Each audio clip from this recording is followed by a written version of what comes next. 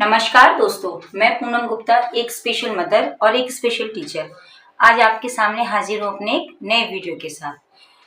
जो पेरेंट्स कर सकते हैं दोस्तों, वो कोई नहीं कर सकता है। जो पेरेंट्स होते हैं वही अपने बच्चों के असली डॉक्टर और असली थेरेपिस्ट होते हैं। बस ज़रूरत है तो जागरूकता की और थोड़े से प्रयास की, ताकि हम अपने बच्चे को समझ सकें और उसकी परेशानियों का हल निकाल सकें। आज के दौर में एक ट्रेंड आ गया है। अगर बच्चा स्पेशल नीड्स का है तो माँ बाप क्या कर रहे हैं, अपने बच्चों को अलग अलग थेरेपी सेंटर में लेके जा रहे हैं, अलग अलग स्कूल में लेके जा रहे हैं, अलग अलग एक्टिविटीज़ के लिए लेके जा रहे हैं। लेकिन इससे क्या होता है, बच्चा भी थक जाता है और पेरेंट्स भी थक जाता है। बेचारा बच्चा जो है वो स्पेशल नीड्स का पहले से ही है और उसके ऊपर इतना ज़्यादा बोझ आ जाता है सीखने का कि वो बेचारा वैसे ही थक के परेशान हो जाता है। और हम इस बात को लेके खुश होते हैं कि हम अपने बच्चे को लेके पूरे दिन इतनी सेंटर्स में जाते हैं और पैसा खर्च कर रहे हैं तो हमारा बच्चा अब ठीक हो जाएगा। लेकिन ऐसा बिल्कुल भी नहीं है। क्या आप अपने बच्चों के लिए कुछ कर रहे हैं? क्या आपने अपने बच्चों के लिए कुछ सीखा है? नहीं? तो जानिए कि कितनी ज़रूरत है अपने बच्चों के लिए हमें सीखने की, क्योंकि बच्चों से पहले माँ बाप को सीखना बहुत ज़्यादा ज़रूरी है। प्रॉब्लम क्या है, हम मोबाइल में देखते हैं जितने भी थेरेपी सेंटर वाले होते हैं, जितने भी थेरेपिस्ट हैं या जो भी ऐसे सोशल मीडिया में जो ये चला रहे हैं ऑनलाइन क्लासेस स्पेशल बच्चों के लिए, वो ऐसा दिखाते हैं कि ये हमारा बच्चा है, ये ऑटिज्म से पीड़ित है और आज देखो ये इतनी अच्छी जगह जॉब कर रहा है, ये इतने बड़े कॉलेज में पढ़ रहा है, ये इस चीज़ का कोर्स कर रहा है। तो हम लोग और ज़्यादा एक्साइटेड हो जाते हैं। हमें लगता है हमें अपने बच्चे के संग और ज़्यादा काम करना है, हमें भागना है, हमें भी बच्चे को उसी लेवल पे पहुंचाना है। लेकिन क्या आपको पता है, वो बच्चा क्या पता बॉर्डर लाइन का बच्चा हो, उसे ऑटिज्म तो डायग्नोज हुआ हो लेकिन वो बिल्कुल माइल्ड लेवल पे हो और वो बहुत कुछ अच्छा कर सकता हो। आपने अपने बच्चे के लेवल को पहचाना है? नहीं। सबसे पहले ज़रूरत है अपने बच्चे के लेवल को जानने की, क्योंकि जब तक आपको अपने बच्चे का लेवल नहीं पता पड़ेगा, आप उस पे प्रेशर बना के रखेंगे सीखने का, पढ़ाने का और अलग अलग थेरेपी कराने का। तो सबसे पहले ये जानिए कि आपके बच्चे के अंदर कितनी क्षमता है सीखने की। आप दूसरे के बच्चों को देख के उनके पीछे मत भागिए। यह सुनकर कि वो बच्चा इतनी अच्छी जगह पढ़ रहा है, उसने इतनी अच्छी जॉब कर ली है, हम बच्चे को इतना प्रेशर में ले आते हैं कि बच्चा ऑलरेडी और ज़्यादा प्रेशर में आके कुछ ना सीख पाने की हद पे चला जाता है, क्योंकि वो हर घंटे एक नई थेरेपी में जाता है। उसने पहले क्या सीखा है और उसने बाद में क्या सीखा है, उसके लिए वो सब मिक्स हो जाता है। मैं ये नहीं कहती कि हमें थेरेपी सेंटर में नहीं जाना चाहिए, ये बहुत ज़्यादा ज़रूरी है थेरेपी कराना। लेकिन इससे भी ज़्यादा कहीं ज़्यादा ज़रूरी है कि जो माँ-बाप हैं वो अपने बच्चे के लिए बहुत कुछ सीखें। क्यों? क्योंकि जब तक वो नहीं सीखेंगे तो अपने बच्चे को कैसे सिखाएँगे? बच्चा लगभग सबसे ज़्यादा अपने माता-पिता के साथ घर पे ही रहता है या बाहर भी जा रहा है तो उन्हीं के साथ जा रहा है। यदि आप सब कुछ सीख रहे हैं तो आप उनको आसानी से सिखा पा रहे हैं। वो 1 घंटे में कैसे सीखेगा? 1 घंटे में उसे पहले क्लासरूम में जाके एडजस्ट होने में टाइम लगेगा, उसे बैठने में समय लगेगा। जब तक वो कुछ करना शुरू करेगा आपका घंटा पूरा हो जाएगा और अगले बच्चे का टर्न आ जाएगा। तो ये जो चीज़ें हैं ये बच्चों के लिए कहीं न कहीं घातक हो 70 से 80% पेरेंट्स ऐसे हैं जिन्हें अभी तक ये नहीं पता है कि हमें अपने बच्चों को सिखाने से पहले खुद सीखना है।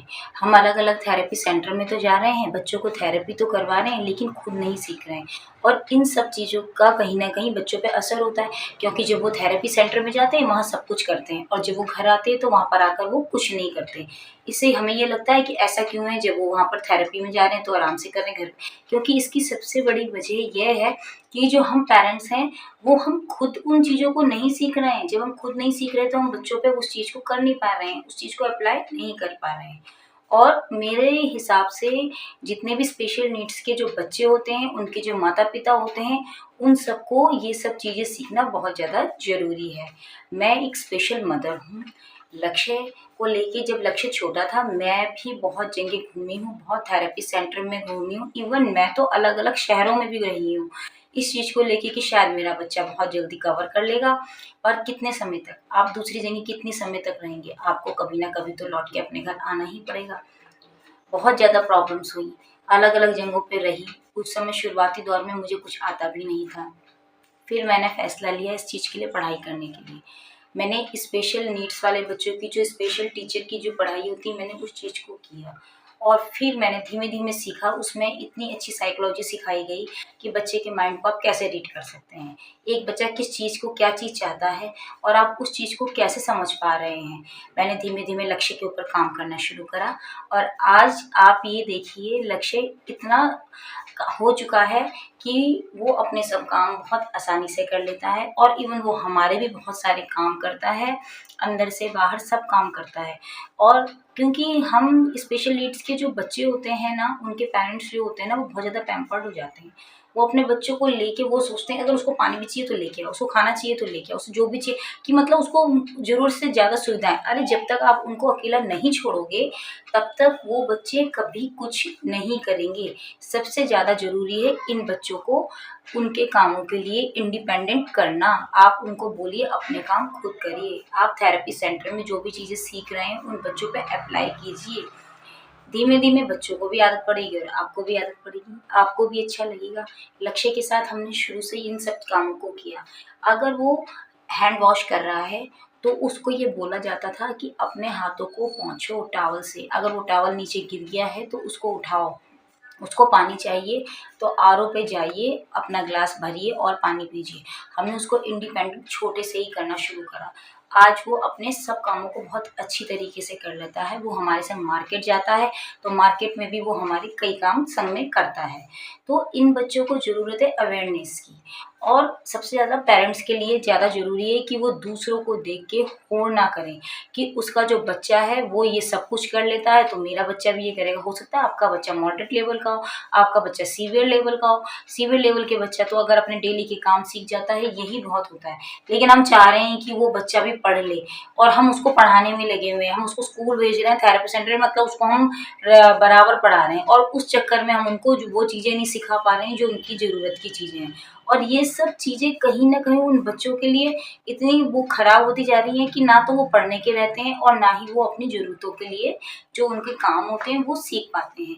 तो हमें सबसे ज़्यादा ज़रूरत है कि अपने बच्चों के हिसाब से पेरेंट्स को ये समझना कि हमारे बच्चे की ज़रूरत क्या है और इसके लिए हमें साइकोलॉजी समझना बहुत ज़्यादा ज़रूरी है। तो बहुत ज़्यादा ज़रूरी है कि जो आपके थेरेपिस्ट हैं, जो आपके डॉक्टर हैं, आप उनसे समय-समय पे बात करें, उनसे पूछें कि हम घर पे इन बच्चों के संग क्या काम करें, कैसे काम करें, जिससे ये जो बच्चे हैं, इनका जो प्रॉब्लम्स हैं, उनको हम घर में भी अच्छी तरह सॉल्व कर सकें और वो थेरेपी सेंटर पे भी जाके काम करें और वो घर पे आके भी आपके संग बराबर काम करें और जितनी भी उनकी ज़रूरत के काम हैं, उन सबको वो शुरुआती दौर में सीखें। पढ़ना बहुत ज़्यादा ज़रूरी है, लेकिन ऐसा ना हो कि आप पढ़ाई के प्रेशर में लाके उन बच्चों को और चीज़ों को ना सिखा पाएँ, क्योंकि हर बच्चे का अपना अलग लेवल होता है। कोई बिल्कुल माइल्ड है, जो बिल्कुल बॉर्डर लाइन पे है, वो बच्चा अच्छा पढ़ रहा है, सब कुछ अच्छा कर रहा है, बोल भी रहा है, क्योंकि इसमें कुछ परसेंट बच्चे ऐसे होते हैं जिनकी बिल्कुल स्पीच नहीं आती है, जैसे लक्ष्य है, उसकी भी स्पीच बहुत कम है या ना के बराबर है। वो बोलता है, समझाता है, लेकिन बहुत कम। हो सकता है धीमे-धीमे हम उसको शुरू से स्पीच थेरेपिस्ट के पास लेके जा रहे हैं, वो पर इतना है कि हमारी बोली हुई हर बात को समझता है, उसमें कोई प्रॉब्लम नहीं है, पर वो अपने आंसर को बोल के नहीं बताता है, हमें समझा देता है। तो ये बहुत सारे परसेंट बच्चे ऐसे होते हैं जो बिल्कुल नहीं बोल पाते हैं, लेकिन अगर हम सोच रहे हैं उसका बच्चा बोल रहा है तो हमारा बच्चा भी बोलेगा, ऐसा नहीं है। आप पहले अपने बच्चे की मनोस्थिति को समझें, उसके संग क्या परेशानी है, उसके बाद आप आगे डिसीजन लें। तो दोस्तों, अगर आपको मेरे ऐसे वीडियोस अच्छे लगते हैं, तो आप मेरे वीडियोस को लाइक कीजिए, शेयर कीजिए और सब्सक्राइब कीजिए और साथ ही साथ कमेंट भी कीजिए, ताकि मुझे पता चले कि आप लोगों को इस टाइप के वीडियोस में और क्या-क्या चीज़ मैं आपको आगे बता सकूँ। तो दोस्तों, धन्यवाद।